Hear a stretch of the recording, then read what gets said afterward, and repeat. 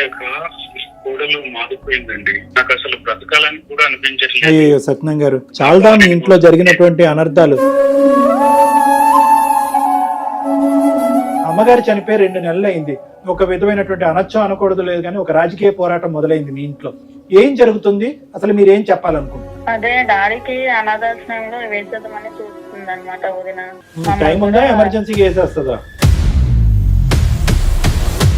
నాన్న మంచిగా ఉన్నారా? మీ నాన్న మంచిగా ఉన్నాడు నీకు తెలీదా? ఈ మధ్యన ఇదిగా చూస్తున్నావు. మీ నాన్న ఫోన్ లేదా? ఫోన్ చేసి మాట్లాడుకో. శ్రవంతి గారు చెప్పండి, ఎవరు? సుమన్ టీవీ అందమైన జీవితం కార్యక్రమం నుంచి కాల్ చేస్తున్నాము. ఏంటి సుప్రియ, ఎవరెవరు లైన్ లోకి వస్తున్నారు? ఏంటి ఇవి? సత్యనారాయణ గారు ఒక చిన్న ప్రాబ్లం తో మా వరకు వచ్చారు. సార్, మా ఫ్యామిలీ ఇష్యూ లో కలర్ చేసుకోవడానికి మీరెవరు సార్ అసలు? నాకేం పని పాట లేక ఇక్కడ మీ కుటుంబంలో దూరటం కాదు. మాకు కూడా పని పట్టలేక మేము ఉన్నాం కదా సార్. మాకు చాలా పనులు ఉంటాయి కదా. ఇప్పుడు మీకున్నటువంటి ఇబ్బంది వాళ్ళకు కూడా, వేరే వాళ్ళకి కూడా ఇబ్బంది ఉంది నాకు కాబట్టి. ఇబ్బంది అని నేను రాలేదు కదా సార్. ఎవరైతే ఇబ్బంది వచ్చారో వాళ్ళతో మాట్లాడండి. చాలా అగ్రెసివ్ గా మాట్లాడుతున్నారు. ఒక రెండు- ఒకసారి చెప్పేది వినండి. మీ వాళ్ళకి ప్రాబ్లం వచ్చింది, మీతో మాట్లాడడానికి అయ్యే పరిస్థితులు లేవు కాబట్టి మా వరకు వచ్చారు వాళ్ళు. ఎందుకు వాయిస్ అంతా రైజ్ చేస్తున్నారు? ఏమన్నా ఆడపడుచు అనుకున్నారా లేకపోతే మీ మామగారు అనుకున్నారా కామ్గా ఉండేదానికి? మామగారిని తండ్రి లెక్క చూస్తేనే ఆయన ఇప్పుడు మీ వరకు వచ్చారు. మీ తండ్రిని అయితే ఇలాగే తీసుకుపోయి ఓల్డ్ ఏజ్ హోమ్ లో పడేస్తావా? దీని వల్ల నా భర్త ఆట తప్పితే అనారోగ్యం వచ్చి చనిపోయేది. నేను నా పిల్లడు అనాథలైపోయాం. అదెవరికి తెలుసు?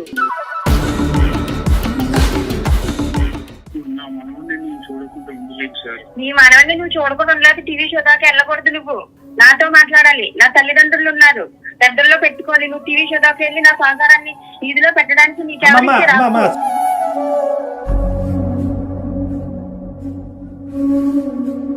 అంత కఠినంగా కర్కోటకంగా అంత ఇదిగా మాట్లాడవలసినటువంటి అవసరం లేదు కదా. నీ అభద్రత నీకుంది. ఒక 2 నిమిషాలు వినమ్మా. కిలో గురించి మీరు ఎన్నైనా చెప్తారు. సరే నేను మేడం.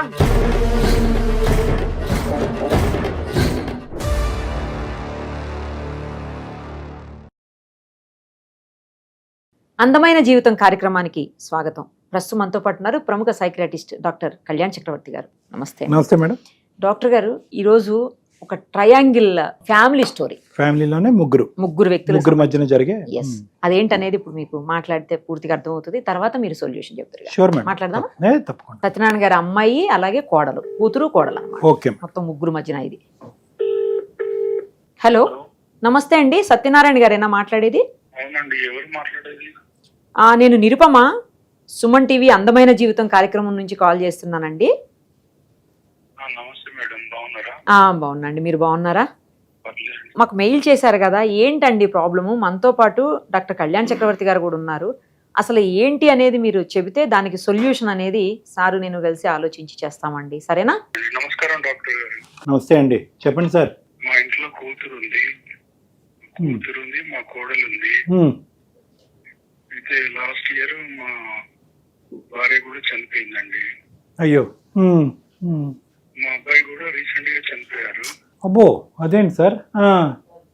మా కూతురు కూడా మా ఇంట్లోనే ఉంటుంది. అల్లుడు గారు కూడా చనిపోయారండి. అంటే మీ అమ్మాయికి పెళ్లి అవ్వలేదండి? పెళ్ళైంది, ఒక పాప ఉంది. అల్లుడు గారు చనిపోయారు. సో తను కూడా మా ఇంట్లోనే ఉంటుంది. ఏమిటండి మీరు చెప్పేది? మీ భార్య లేదు, మీ అల్లుడు లేడు, మీ కొడుకు లేడు? అవునండి. ఇదేం దురదృష్టం అండి.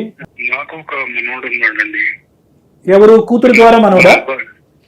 మా అబ్బాయి కొడుకు. మీ అబ్బాయి కొడుకు. మా అబ్బాయిని నా మనోళ్ళలోనే చూసుకొని సంతోషంగా ఉంటున్నాము. కానీ మీ అబ్బాయి పెద్ద, మీ అమ్మాయి పెద్ద అండి? మా అబ్బాయి పెద్ద. సో మీ అబ్బాయికి ఒక కొడుకు, తర్వాత మీ అమ్మాయికి ఒక పాప, అమ్మాయి. పాప ఉంది. So okay. తను అక్కడ వాళ్ళ అత్తగారి ఇంట్లో ఉండలేక నా దగ్గరనే ఉంటుంది. నేను రిటైర్డ్. నాకు వచ్చిన పెన్షన్ తోని నడుస్తుంది. కాకపోతే ఇప్పుడు మా అబ్బాయి పనిచేసేవాడు కూడా లేడు. కొంచెం ఇబ్బంది అవుతుంది. మా కొడుకు ఉన్నన్ని రోజులు బాగానే ఉన్నారు, అంతా కలిసి ఉన్నారు. మా కొడుకు కూడా జరిగిపోయేసరికి కొంచెం ఇబ్బంది అవుతుంది. మా కోడలకు ఇష్టం లేదు. ఏంటి ఆవిడకి ఏంటండి అంత అయిష్టత మీ కోడలికి? అంటే ఇప్పుడు కొంచెం ఇబ్బంది అవుతుంది కదా ఇంట్లో. నన్ను ఎక్కడన్నా ఓల్డ్ ఏజ్ హోమ్ లో జాయిన్ చేయించాలి. మా కోడలికి నా కూతురు ఇంట్లో ఉండడం కూడా ఇష్టం లేదండి. ఓకే, మీరు వద్దు, ఆవిడ వద్దు, కూతురు కూడా వద్దు, రైట్. ఇల్లు సొంతం ఇల్లేనేమో సార్? మీ సొంత ఇల్లా సార్ ఇది? అవునండి. నా కూతురు ఏంటంటే నాకు నా భార్య కూడా లేదు కదా, నన్ను చూసుకుంటూ అంటుంది ఇక్కడే ఉండి. అన్ని కోడలు చూసుకోలేదు కదండి. నా కూతురు అయితే నన్ను అర్థం చేసుకుంటూ ఇక్కడే ఉంటా అంటుంది. మరి మీ సొంత ఇల్లు కదా, మీ కోడలే బయటికి వెళ్ళి ఎక్కడన్నా ఉండొచ్చేమో మరి. అంటే మన ఇంటికి వచ్చిన ఆడబిడ్డనైతాను, నా కొడుకు లేడు అంతే. అతి మంచితనం.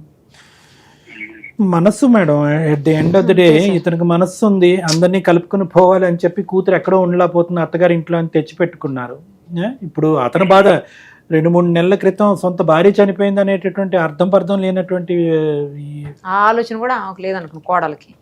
తను నన్ను ఇంట్లో నుంచి ఎక్కడికన్నా ఓల్డేజ్ హోమ్ లో జాయిన్ చేయాలని మాట్లాడుకుంటుంటే విన్నాను అంతే. మీరు విన్నారు? ఓకే, మీకు డైరెక్ట్ గా అయితే ఆవిడ చెప్పలేదు కానీ తను వేరే వాళ్ళతో మాట్లాడుతుంటే విన్నాను. అది నాకు చాలా బాధ అవుతుంది. ఇలాగా మా మామగారిని ఇంట్లోంచి బయట పెడితే కనుక బాగుంటుందనే వివరణ ఎవరికి ఇస్తున్నారు ఆవిడ? ఫోన్ లో మాట్లాడుతున్నారు వాళ్ళ ఇంట్లో వాళ్ళతో. మీరు ఏమన్నా తర్వాత ఆవిడని అడిగారా? ఏంటమ్మా నేను ఇలా విన్నాను, ఏంటి నీ మనసులో ఏముంది అన్నది ఏమన్నా అడిగారా? లేదంటే అడిగితే బాగుండదు.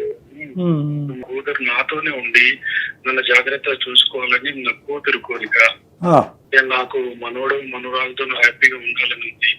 కానీ నా కోడలకు నా కూతురుకు పడట్లేదు. నా కోడలికి ఇష్టం లేదు నా కూతురు ఇంట్లో ఉండడం. కానీ మీ అమ్మాయికి ఏమన్నా వేరే సంబంధాలు లాంటివి ఏమన్నా చూడటం అలాంటిది ఏమన్నా ఒక ప్రయత్నం చేశారా? ఫస్ట్ చేసిన సంబంధమే ఇలా అయిపోయింది. పాప కూడా ఉంది. ఇంకొక ఆలోచన లేదు మళ్ళీ పెళ్లి చేసుకోను. అంతవరకు అర్థమైంది సత్యనారాయణ గారు. ఇంకొక పాయింట్ అడుగుతానండి, మీ కోడలి యొక్క మెయిన్ ముఖ్య ఉద్దేశం ఏంటి? అంటే మీరు ఎవరు ఉండకూడదు ఇంట్లో అనే దానికి ముఖ్య ఉద్దేశం ఏంటి? ఆర్థిక పరమైన సమస్యలా, లేదంటే ఈగో క్లాషెసా, లేదంటే మొత్తం అందరూ కూడా, అంటే మీ భార్య చనిపోయి మీరు భర్త చనిపోయి కూతురు ఒక సైడు, కోడలు ఒక సైడు, వీళ్ళందరూ ఒక స్థాయి డిప్రెషన్ లో ఉండటం వల్ల, ఆలోచన శైలి అనేటటువంటిది మందగించడం వల్ల తెలిసి తెలియక కొట్లాట్ల ఆర్థిక సమస్యలా, ఇమోషనల్ ప్రాబ్లమ్సా? చనిపోయాక కోడలు మారిపోయిందండి సార్. నాకు ఆరోగ్యం సహకరించట్లేదు. ఆర్థికంగా ఆరోగ్యం బాగాలేదు సార్. అవునండి, నాకు అసలు బ్రతకాలని కూడా అనిపించట్లేదు. అయ్యో సత్యనారాయణ గారు, చాలా మీ ఇంట్లో జరిగినటువంటి అనర్థాలు, ఇంతకు మించినటువంటి అనర్థాలు ఏమీ లేదు. ఒకే ఇంట్లో అందరూ ఏం చెప్పాలని నాకు అర్థం కావట్లేదు. ఎవరు లేకుండా ఎలా బ్రతకాలి, ముగ్గురు కలిసి ఎలా బ్రతకాలి, ఎవరు ఎక్కడ బ్రతకాలి, ఇలాంటి 1,00,000 ప్రశ్నలు ఆల్రెడీ ముగ్గురు చనిపోవటం వల్ల ఏర్పడిన తర్వాత 4వ వ్యక్తిగా మీరు కూడా నేను బ్రతకాలని లేదని చెప్పి మీ వయసుని ఒక్కసారి గుర్తు చేసుకోండి, మీ అనుభవాలను ఒక్కసారి గుర్తు చేసుకోండి. మీరు ఎన్నో సాధక బాధకాలు ఎన్నో చూసారు. అఫ్ కోర్స్ కొడుకు అల్లుడు పోవటము, ఇంకో పక్క నుంచి భార్య పోగొట్టడం అనేటటువంటి మించినటువంటి సమస్య మనిషికి ఎవరికి రాదు. కానీ ఇన్ని సమస్యల్ని ఎదురీదినటువంటి మీరు ఈరోజు ఎంత ఈ విధంగా మీ కోడలు మాట్లాడినా కూడా మీరు ఒక పెద్ద దిగ్గా నిలబడాలి. ఎందుకంటే కనుక ఇక్కడ ఎఫెక్ట్ అయ్యేటటువంటిది కేవలం మీ కోడలు, మీరు, తర్వాత మీ కూతురు కాదు. ఆ పసి ప్రాణాలు ఏవైతే ఉన్నాయో, ఎవరైతే కనుక మీరు ఎలాగైతే కనుక తండ్రి రూపాన్ని మీ మనవడిలో చూసుకుంటున్నాడో, బహుశా మీ మనవడు కూడా మిమ్మల్ని తండ్రి రూపాన్ని మిమ్మల్ని చూస్తున్నాడేమో. అదేవిధంగా ఆ బిడ్డ కూడా, ఎవరు మీ కూతురు బిడ్డ కూడా మిమ్మల్ని తండ్రి రూపాన్ని చూస్తుందేమో. సో ఆ పసి ప్రాణాల గురించి అయినా కూడా కొద్దిగా మీరు ధైర్యాన్ని తెంచుకుని ఈ సమస్యకి మేము పరిష్కారం చూపెడతాం, నేను నిరుపమా మేడం, కొద్దిగా ఓదార్చుకుని మాకు సహకరిస్తే కనుక మీ కూతురుతో ఒకసారి మాట్లాడదాం. ఫస్ట్ మీ కూతురుతో మాట్లాడదాం, అవసరం ఉంటే కనుక కోడలతో కూడా మనం ఫోన్ కలపడానికి ప్రయత్నం చేద్దాం. కలపండి, మీ అమ్మాయికి ఫోన్ కలపండి సత్యనారాయణ గారు. అమ్మాయి పేరేంటండి? మీ కూతురు పేరు? మీ అమ్మాయి పేరు సుప్రియ. సంతోషం, కలపండి. The person you are speaking with has put your call on hold.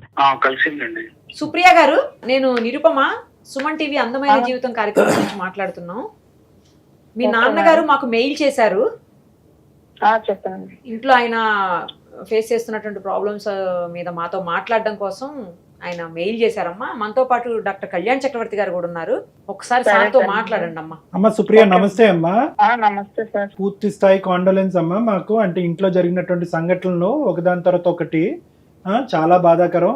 అంటే మేము చాలా సందర్భాల్లో ఇలాంటి కేసెస్ చేసాం, కానీ ఎక్కడో చనిపోవటం, ఏదో జరగటం అనేది చాలా సందర్భాల్లో చూసాం. కానీ ఒకదాని వెంట ఒక క్యూలో ఒకే ఫ్యామిలీలో ఉండేటటువంటి చిన్న వయసు ఉండేటటువంటి 2 అబ్బాయిలు, మీ బ్రదర్ అవనియండి, మీ వారు అవనియండి, లేదంటే పెద్ద వయసు ఉన్నటువంటి మీ అమ్మగారు అవనండి, ఆవిడ కూడా ఎంత పెద్ద వయసు ఉంటుందిలేండి.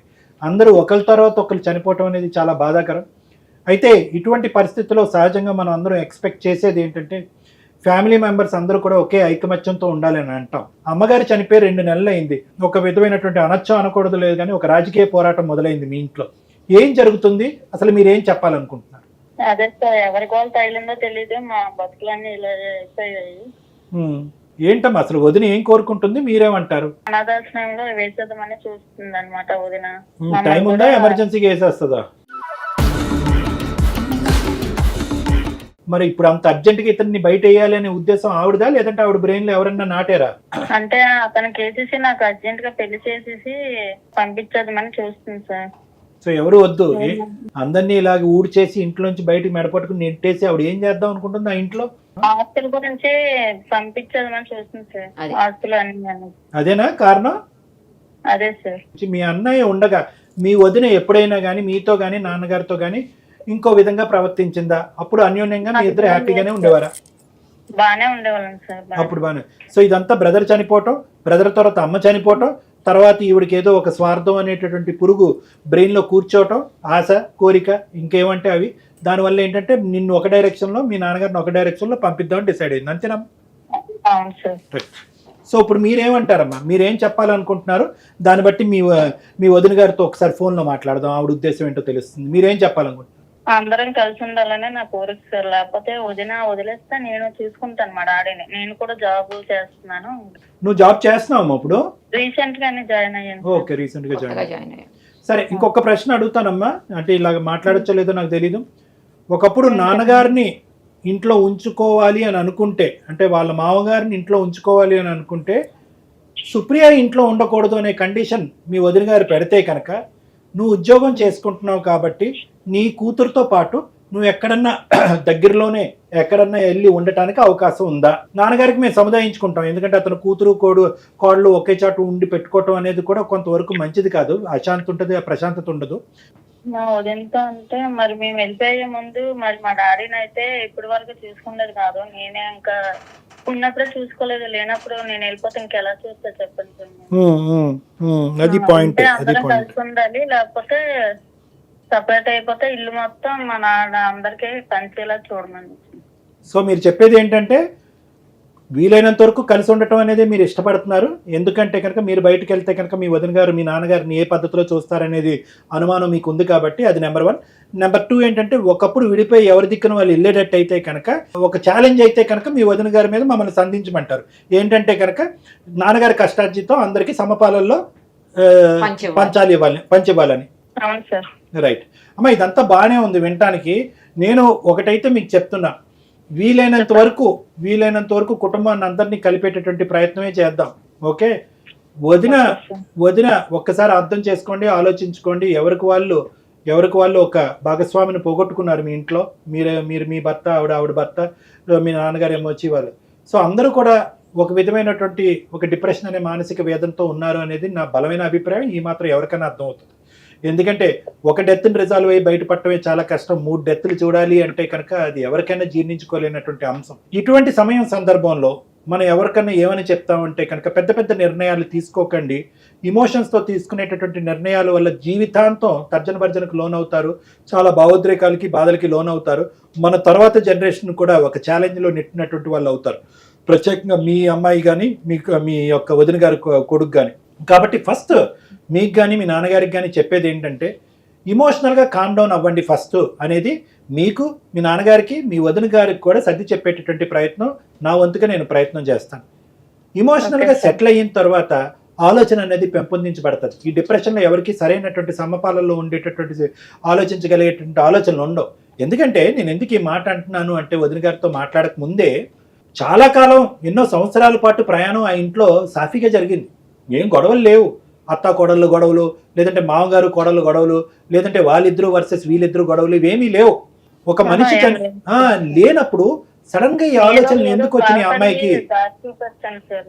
సరేనమ్మా, ఒక పని చేద్దాము, మీ వదిన గారికి ఒకసారి ఫోన్ కలపండి అమ్మా, మన ముగ్గురం కలిపి మాట్లాడుకుందాం, మనందరం కలిపి. రైట్, మీ వదిన గారి పేరు? రైట్, కలపండి అమ్మా. The person you are speaking with has put your call on hold. Hello వదినా చెప్పు. నాన్న మంచిగా ఉన్నారా?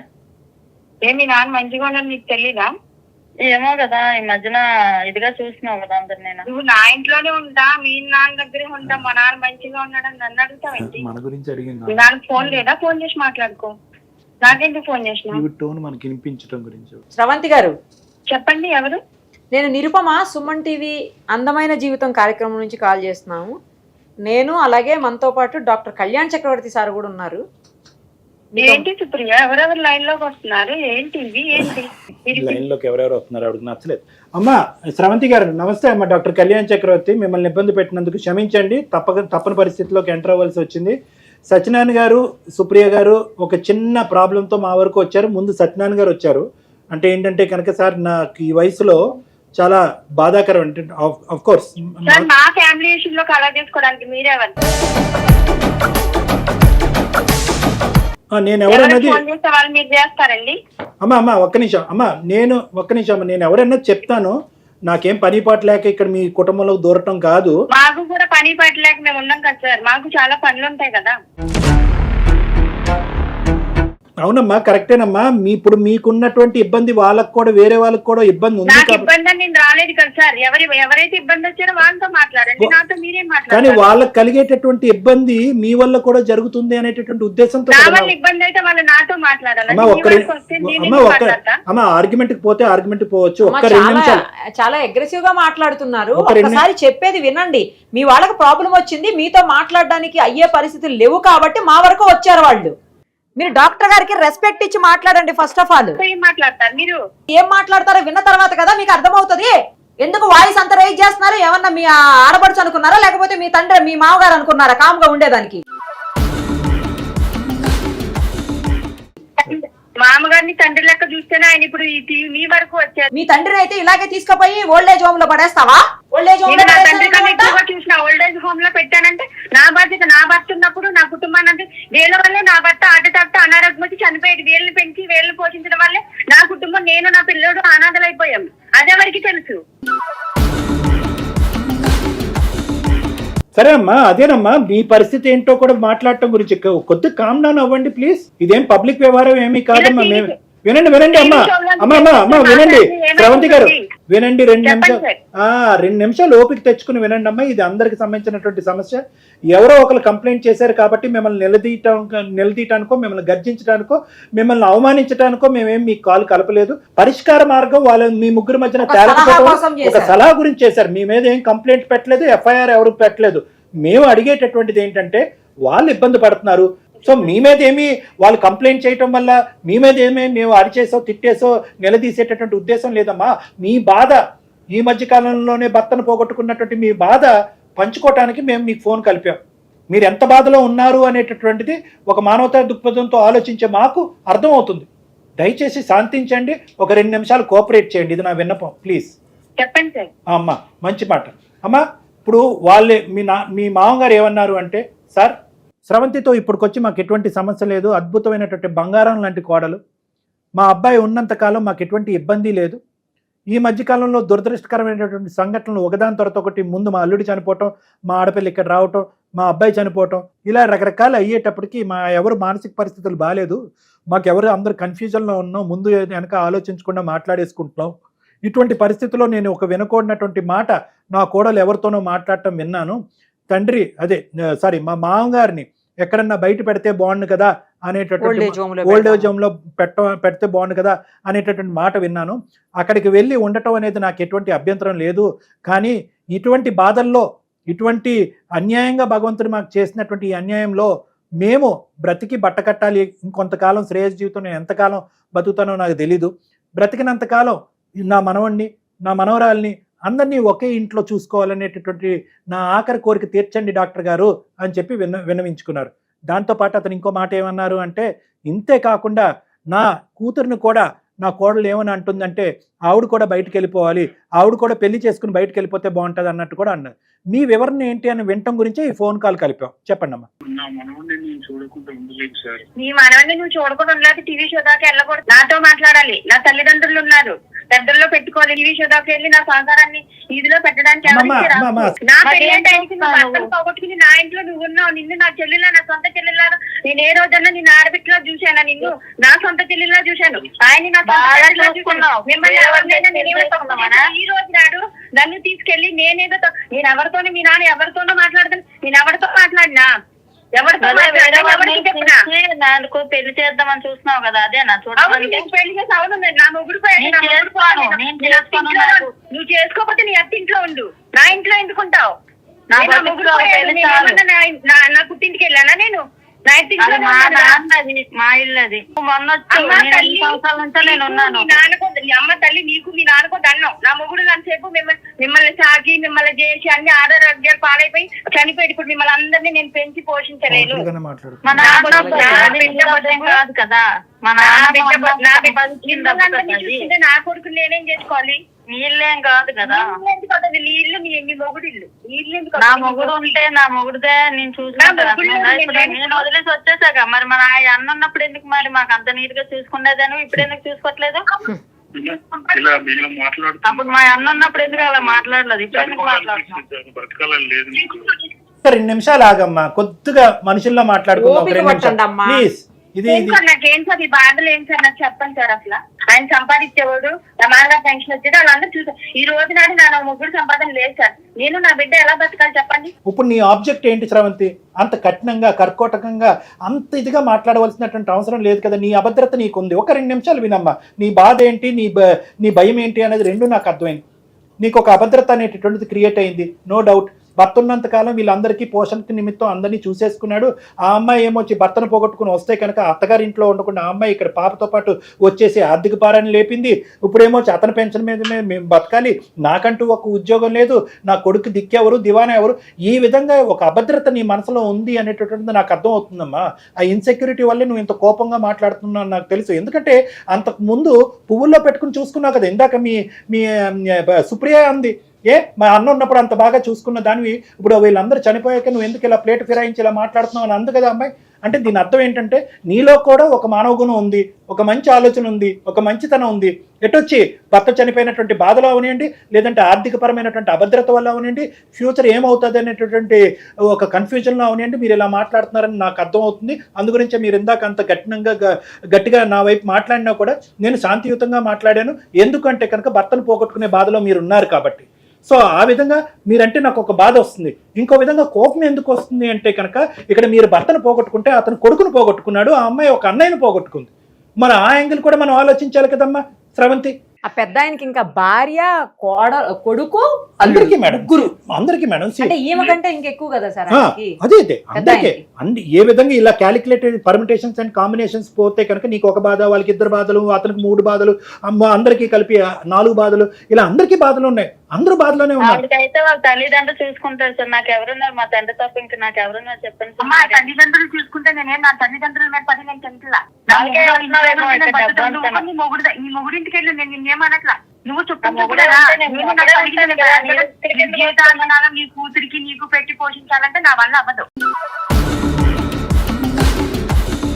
అమ్మమ్మ శ్రవంతి, మళ్ళీ ఆ పాయింట్కి వెళ్ళకమ్మా దయచేసి. నువ్వు కొద్దిగా మానవత్వం మాట్లాడు, నెమ్మదిగా మాట్లాడు, మర్యాదపూర్వకంగా మాట్లాడు. అందరూ మానసిక వేదనలోని బాధలోనే ఉన్నారు. ఒక్కసారి ఆలోచించండి సార్. మీరు నా బాధ కూడా వినండి సార్. చెప్పండి అమ్మా, నేను వినడానికే కదా మీకు చేసింది సార్. ఆమె ఏమన్నా నా తల్లిదండ్రులు ఉన్నారంటే నేను తల్లిదండ్రులు తప్పు మాట్లాడండి. తల్లిదండ్రుల దగ్గర నేను లేను సార్. ఎన్ని కష్టాలున్నా మీరేమో వచ్చి మీ అత్తమామల దగ్గర ఉండలేక మీరు వచ్చారు, ఆ అమ్మాయి ఏమో వచ్చి ఎక్కడికి పోలేక ఆ అమ్మాయి ఇక్కడ ఉంది. ఎవరు అవసరాలు కొద్దీ ఆ బాధలో అందరూ ఇక్కడ ఉన్నారు. మీ ముగ్గురు ఇక్కడ ఆడుకులను చూస్తేనే కదా సార్ ఏదైనా జరుగుతుంది. ఏం తక్కువ చేసినా పెళ్లి చేసి పంపించేస్తాను అన్నాను కదా. అర్థం కాదు, మ్యారేజ్ వద్దన్నాను కదా నేను. అమ్మా శ్రవంతి, అమ్మ తల్లి నీకు పెళ్లి చాలు, బతుకు ఆల్రెడీ ఆల్రెడీ పోయింది నాది చాలు, ఇంకెందుకు ఎన్నిసార్లు చేసుకోమంటావు? అమ్మమ్మ చిచి, అసలు ఈ సంభాషణ చాలా చండాలంగా ఉంది. ఆవిడ ఎప్పుడు పెళ్లి చేసుకోవాలో డిసైడ్ చేసేది నువ్వెవరమ్మా శ్రవంతి? నువ్వు చేసుకుంటావా వేరే పెళ్లి? ఓకే, నీకు నువ్వు చెప్పాల్సిన అవసరం లేదు. ఆమె ఎప్పుడు పెళ్లి చేసుకోవాలని అంటున్నారు. ఓకే సార్, కరెక్ట్ పాయింట్ మీరు మాట్లాడారు. ఓకే, నా వెర్షన్ వినండి సార్. ఇప్పుడు ఓకే, మరి ఇప్పుడు నేనెందుకు చూడాలి? ఆమె ఎప్పుడు పెళ్లి చేసుకోవాలో చెప్పలేనప్పుడు నేనెందుకు చూడాలి? ఏంటమ్మా నేనెందుకు చూడాలి? నాకు అంత రైట్స్ లేనప్పుడు నేనెందుకు ఆమె నా ఇంట్లో పెట్టుకుని నేనెందుకు చూడాలి? అమ్మా నాకు అర్థం కావట్లేదమ్మా, నువ్వేం చూస్తున్నావమ్మా? అమ్మాయిని పెన్షన్ వచ్చేది మీ మామగారికి, ఇల్లు మీ మామగారికి. ఆమె కూతురుని సార్ పెన్షన్ అంటే ఎంత వచ్చేస్తుంది సార్? ఆయన మందులకి ఆయనకే సరిపోదు సార్. అమ్మా ఆవిడ పోషణ నిమిత్తం మీరేమి ఇస్తున్నారు? మీ మామగారు పోషణ నిమిత్తం మీరేమి ఇస్తున్నారు? వాళ్ళ ఇంట్లోనే మీరు ఉంటున్నారు. ఈ ఇల్లు ఎవరిది? నా మొగుడు ఇంట్లో నేను ఉంటున్నాను సార్. నా మామగారు ఆస్తి నా మొగుడిది, నా మొగుడు ఆస్తి నా కొడుకు సార్. నేను ఎవరిది అప్పనంగా నేను తినట్లేదు, అప్పనంగా నేను ఎవరు ఇంకా ఆమె వచ్చి అప్పనంగా నా ఇంట్లో ఉంటాను సార్.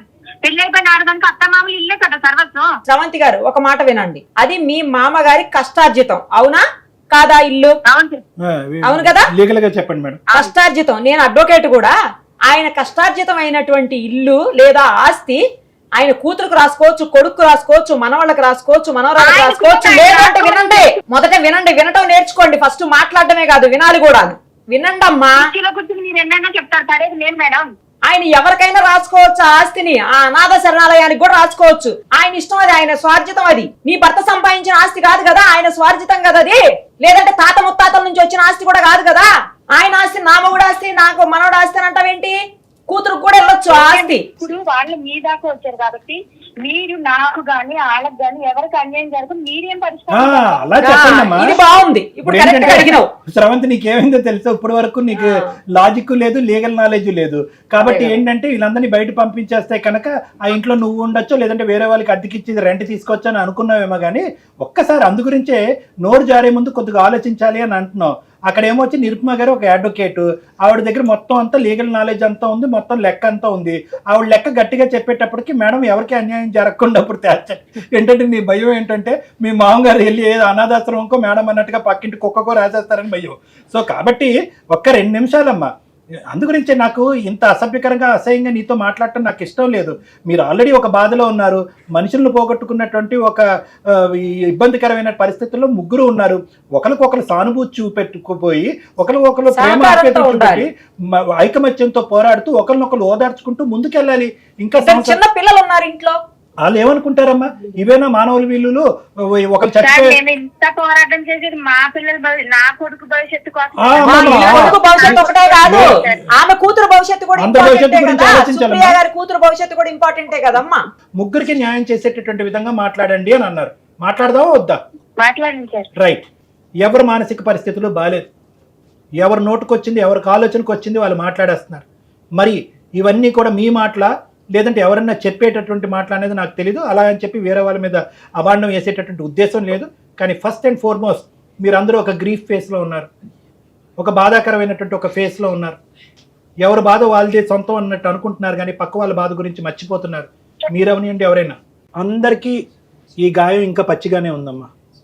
ఈ గాయం మానాలి అంటే కొంత సమయం పడుతుంది. అది బేసిక్ కాన్సెప్ట్. సైకాట్రిస్టే అక్కర్లేదు, ఎవరన్నా కూడా అదే మాట చెప్తారు. కాస్త సమయాన్ని ఒకరికొకరు ఇచ్చుకునేటటువంటి ప్రయత్నం చేయండి, ఒకరినొకరు ఓదార్చుకోండి, ఒకరిని శాంతియుతంగా ఉండటానికి ట్రై చేయండి, ఒకరికొకరు ఓదార్పునివ్వండి, జాలిని చూపెట్టండి. ఫస్ట్ ప్రధానమైనటువంటిది ఇంపార్టెంట్. ఎంతకాలం సార్ అంటే ఇది బహుశా ఒక 6 నెలలు పట్టచ్చు, సంవత్సరం పట్టచ్చు, ఎంత టైం అన్నా పెట్టండి. మొత్తం అందరూ కూడా, ముగ్గురు కూడా ఈ బాధల్లోంచి, ఇంక్లూడింగ్ మీ పిల్లలు, ఎందుకంటే ఇప్పటికొచ్చి మనం వాళ్ళతో మాట్లాడలేదు. తండ్రిని పోగొట్టుకున్నటువంటి బాధలో ఇటువైపు ఒక అమ్మాయి, ఆ చిన్న చంటోడు ఎంత బాధపడుతున్నారో వాళ్ళు. ఇవన్నీ ఆలోచించకుండా మనం ఈరోజు ఆర్థికపరమైనటువంటి లావాదేవీలు, ఆస్తిపరమైనటువంటి పంపకాలు మాట్లాడుకోవటం అనేటటువంటిది హాస్యాస్పదం. అది వద్దమ్మా. సో నేను ఫస్ట్ ఏమంటున్నానంటే ముగ్గురికి నేను చెప్తున్నా, నిందించుకోవద్దు, నిలదీసుకోవద్దు, అసహించుకోవద్దు. నువ్వు ఇక్కడ రాకుండా ఉండాలి, నువ్వు అత్తింటి దగ్గర ఉండాలి, పుట్టింటి దగ్గర ఉండాలి అనే మాటలు దయచేసి ఒకరి మీద ఒకరి మాటలు సంధించుకోవటం అనేది ఆపేసేయండి. ప్రధానంగా నాన్నగారు, పెద్ద ఆయన యొక్క ఆరోగ్యం చూసుకోండి ప్లీజ్. అతను చచ్చిపోతాననే మాట అంటున్నాడు, అతని ఆరోగ్య పరిస్థితి కూడా బాగాలేదు. ఈ మధ్యకాలంలో 2 నెలల క్రితం వాళ్ళ భార్య చనిపోవడంతో ఈరోజు నేనెందుకు బ్రతుకుండాలి ఈ అన్యాయం అంతా చూస్తూ అనేటటువంటి బాధలో అతను ఉన్నాడు. కాబట్టి కాస్త శాంతింపజేయండి. రెండోది, సుప్రియ ఎలాగో ఉద్యోగం చేసుకుంటుంది శ్రావంతి, నువ్వు కూడా ఒక చిన్న ఉద్యోగ ప్రయత్నం చేసుకో. అతని పెన్షను, సుప్రియ యొక్క ఉద్యోగం, నీ ఉద్యోగం, ముగ్గురు కలగలుపుగా ఎవరి డబ్బులు వాళ్ళ దగ్గర పెట్టుకోండి. అర్థమైందా? ఎవరు కామన్ పూల్లో వేయక్కర్లేదు, ఎవరు ఏం సదుపాయాలు చేసుకోవచ్చు. ఎవరు ఎంత పోషణ నిమిత్తం అంటే ఇంటిలపాది పోషణ నిమిత్తం ఎంత పర్సెంటేజ్ కాంట్రిబ్యూట్ చేస్తారు అనేటటువంటిది నెక్స్ట్ నా క్లినిక్లో మనం కలిసినప్పుడు ఒక అండర్స్టాండింగ్కి వద్దాం. ఓకే, ఆ కాంట్రిబ్యూషన్ వరకే. అప్పుడే కూడా ఎవరు కూడా స్రవంతి నీకు ప్రత్యేకంగా చెప్తున్నాను, ఆ అమ్మాయికి పెళ్లి చూపులు చూడాలనే ఉద్దేశంతోనో పెళ్లి చేయాలనేటటువంటి ఉద్దేశం అనేటటువంటిది కరెక్ట్ కాదు. ఆ అమ్మాయి ఇప్పటికీ కూడా భర్తను పోగొట్టుకున్న బాధలో ఉన్నప్పుడు పెళ్లి చేయడానికి మీరెవరు, నేనెవరు? ఆ అమ్మాయికి ఆ ఉద్దేశం ఆలోచన వచ్చినప్పుడు ఆ అమ్మాయి పెళ్లి చేసుకోవాలని అనుకుంటే కనుక చేసుకుంటుంది, లేదంటే ఆ బిడ్డను తీసుకుంటూ జీవితాంతం అలా ఉంటుంది. నెంబర్ 1. నెంబర్ 2 ఏంటంటే ఆ అమ్మాయి వెళ్ళి వాళ్ళ అత్తాల ఇంట్లో ఉండేటటువంటి ప్రసక్తి లేదు. అక్కడ పరిస్థితులు బాలేక, అక్కడ జ్ఞాపకాలు బాలేక ఆ అమ్మాయి పెట్టి బేడ సర్దుకుని ఇక్కడ హ్యాపీగా 2-3 సంవత్సరాలు బట్టి ఇక్కడే ఉంటుంది. ఈరోజు ఆ అమ్మాయిని బయట పొమ్మంటం అనేది చాలా అన్యాయమైనటువంటి అంశం. 3వది, మీ మామగారు అమ్మ అతనికి ఉన్నటువంటి ఏకైక ఆశ ఏంటంటే కొడుకుని పోగొట్టుకున్న బాధని మనవాళ్ళలో చూసుకుంటున్నాడు. అంతకు మించి అతనికి ఆశలు కోరికలు ఏమీ లేవు. మీ ఆస్తి అతను ఎత్తుకుని వెళ్ళిపోదానే ఉద్దేశం లేదు, దాన్ని ఒక అనాథాశ్రమంకి ఇవ్వాలనేటటువంటి ఉద్దేశం కూడా లేదు. అతనికి ఏదో ప్రతిరోజు మీరు పంచపక్ష ప్రవణాలతో పెట్టాలి అనే ఉద్దేశం కూడా లేదు. అతనికి కేవలం ఈ ఆఖరి లాస్ట్ ఫ్యూ ఇయర్స్లో ప్రేమ ఆప్యాయతల మధ్యన ఒక మానసికంగా ఆరోగ్యమైనటువంటి వాతావరణంలో అతను బతకాలి అని అనుకుంటున్నాడు. అదే అతని చివరి కోరిక. అది ప్రసాదించడానికి ట్రై చేయండి. మీరు ఉద్యోగం చేసుకోండి. ఆస్తి తగాదాల గురించి, ఆస్తి పంపకాల గురించి ఇప్పుడు మాట్లాడద్దు. అది కాంప్లికేట్ చేసుకోవాలి అనుకుంటే చాలా కాంప్లికేట్ అయిపోతుంది. అది లీగల్గా డ్రాగ్ చేసుకోవాలనుకుంటే లీగల్గా వెళ్ళిపోతుంది. అది కొన్ని సంవత్సరాల పాటు మీరు కోర్టుల చుట్టూ తిరగాలి. సానుకూలమైనటువంటి వాతావరణంలో అందరూ నవ్వుతూ ఎవరికి న్యాయం, ఎవరికి అన్యాయం జరగకుండా, అంటే న్యాయం అందరికీ జరిగి ఎవరికి అన్యాయం జరగకుండా అందరూ చక్కగా అది అవకాశం వచ్చినప్పుడు అది పంచుకోవటం మంచిది అనేది నా అభిప్రాయం. అప్పటి వరకు మీరు ఉద్యోగం మీరు చేసుకోండి, తన ఉద్యోగం తను చేసుకుంటారు. నాన్నగారు ఏమొచ్చి చక్కగా మనవడు మనవరాలతో హ్యాపీగా ఉండడానికి ట్రై చేస్తారు. అతని ఆరోగ్యానికి మీ ఇద్దరు కూడా సహకరించండి. తర్వాత నా క్లినిక్కి రండి. మీరు ఎప్పుడైతే రావాలనుకుంటున్నారో అప్పుడు రండి. మీ అందరి మధ్యన ముగ్గురి మధ్యన ఏమైనా డిఫరెన్సెస్ ఉంటే అవి క్లారిఫై చేసి హ్యాపీగా మీ ముగ్గురిని మీ ఇంటికి పంపిస్తాను. మీరు ఎలా చెప్తే అలా మేడం, మీరు చెప్పినట్టే నేను చేస్తాను, ఉద్యోగం చూసుకుంటాను. Very good. మీ వాళ్ళని నేను చూసుకుంటాను. ఇంట్లో మాత్రం ఏ గొడవలు వద్దమ్మా. ఇంకా ఎటువంటి భేదాభిప్రాయాలు, అనుమానాలు, అబాండాలు ఇలాంటివి ఏమన్నా సంధించుకోవాలి ఒకరి వైపు ఒకరైతే కనుక నా సమక్షంలో నా ఎదురుకుంటా కూర్చొని మీరు మాట్లాడుకోండి. అందరూ కోపంతో భావోద్రేకాలతో ఇనిషియల్ గా మాట్లాడుకున్నా కూడా కథ సుఖాంతం అయిందనే అభిప్రాయంతో నేను క్లోజ్ చేస్తున్నాను. మాంగారు మేమంతా మీ ముగ్గురం కలిసి మీ క్లినిక్ వచ్చి తప్పకుండా రండి. అందరూ కలిసి వెళ్ళండి. ఓకేనా? అందరికి థ్యాంక్స్ అమ్మా. రైట్ అండి. Thank you sir. మంచి హ్యాపీ ఎండింగ్ సార్. అసలు అమ్మాయి ఏంటి సార్ అంత అగ్రెసివ్ గా అయిపోయింది.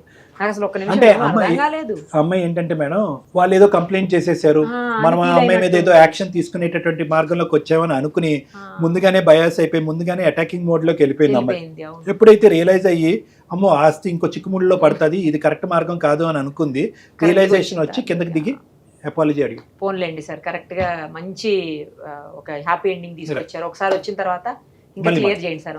తప్పకుండా. Thank you sir. నమస్తే.